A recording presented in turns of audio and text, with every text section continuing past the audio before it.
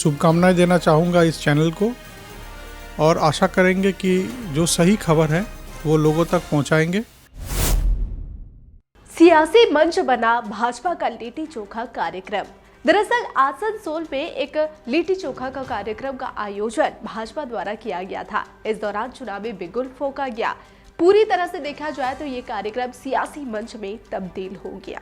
आसनसोल के डोली लॉज स्थित भाजपा के द्वारा आयोजित लिट्टी चोखा के कार्यक्रम में बिहार के पूर्व मंत्री व पश्चिम बंगाल के भाजपा प्रभारी बने मंगल पांडे उपस्थित हुए। मंगल पांडे इस कार्यक्रम से अपने नेताओं और कार्यकर्ताओं में अपने भाषण से विरोधी दलों पर बिना किसी का नाम लिए हमला बोलते हुए नई ऊर्जा भरने का काम किया। उन्होंने मंच से कभी भोजपुरी तो कभी हिंदी में विरोधी दलों पर बंग भूमि से दहाड़ लगाते हुए राज्य के भ्रष्टाचारियों को एक तरफ जहां खुली चेतावनी देने का काम किया तो वहीं दूसरी तरफ श्री राम मंदिर का विरोध करने वालों को भी जमकर खरी खोटी सुनाई। साथ ही राम मंदिर के लिए पिछले 500 वर्षों से लड़ाई करने वाले उन पूर्वजों की याद दिलाई जो 22 जनवरी के दिन श्री राम मंदिर के प्राण प्रतिष्ठा में उपस्थित नहीं रहेंगे।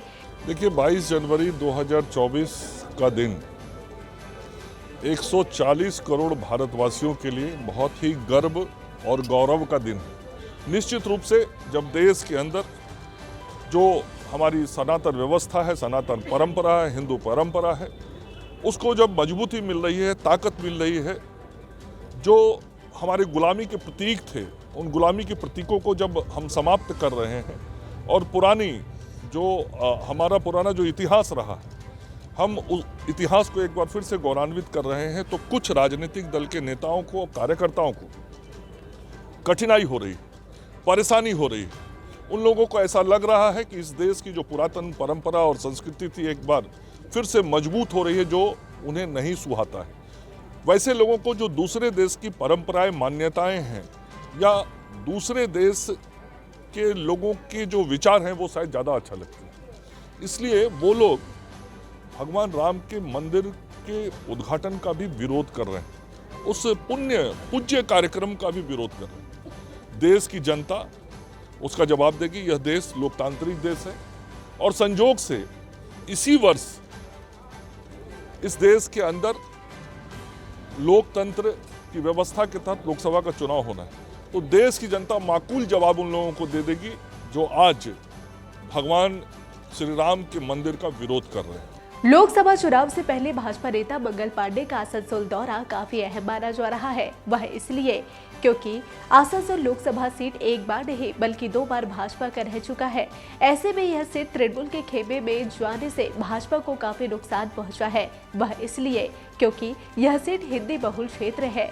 ऐसे में इस सीट का भाजपा के हाथ से निकल जाना भाजपा सहन नहीं कर पा रही है। यही नहीं, 2021 के विधानसभा चुनाव के दौरान में भी भाजपा ने 200 के पार के सपने देखे थे, जिसका पूरा कमान भाजपा नेता कैलाश विजयवर्गीय संभाल रहे थे। लेकिन भाजपा का वह सपना टूटकर बिखर गया और तृणमूल ने बंगाल में भाजपा को जोरदार पटकनी देते हुए सरकार बना ली। ऐसे में भाजपा ने लोकसभा चुनाव के लिए बंगाल की कमान भाजपा नेता मंगल पांडे के हाथों में सौंप दी है, जिसके बाद मंगल पांडे ने लोकसभा चुनाव का बिगुल आसनसोल से ही फूंकने का काम किया है और भाजपा द्वारा आयोजित लिट्टी चोखा कार्यक्रम में केंद्रीय और राज्य स्तरीय नेताओं के साथ साथ भाजपा सांसद लॉकेट चटर्जी, सौमित्र खान, भाजपा विधायक अग्निमित्रा पॉल, डॉक्टर अजय पोद्दार, कृष्णेंदु मुखर्जी सहित आसनसोल के ब्लॉक लेवल के नेताओं और कर्मियों को आमंत्रित किया है।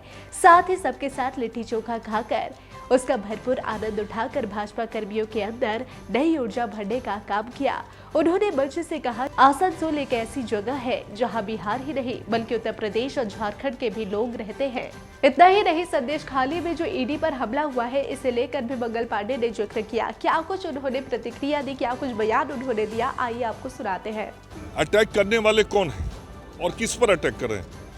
देश की जो एक संवैधानिक संस्था है उसके तहत जो काम करने वाले अधिकारी हैं उन पे हमला कर रहा है। वो अधिकारी किसको पकड़ते हैं? देश के उन चोरों को पकड़ते हैं जो देश की संपत्ति को लूटने का काम करते हैं या गलत ढंग से पैसा कमाने का काम करते हैं, गलत तरीके से रुपया रखते हैं।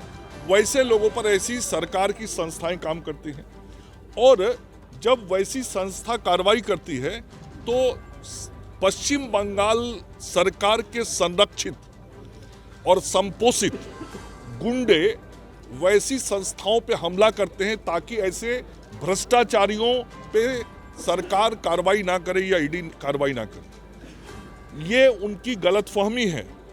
आज देश में एक ऐसी मजबूत सरकार काम कर रही है जो किसी भी भ्रष्टाचारी को खुला नहीं छोड़ेगी।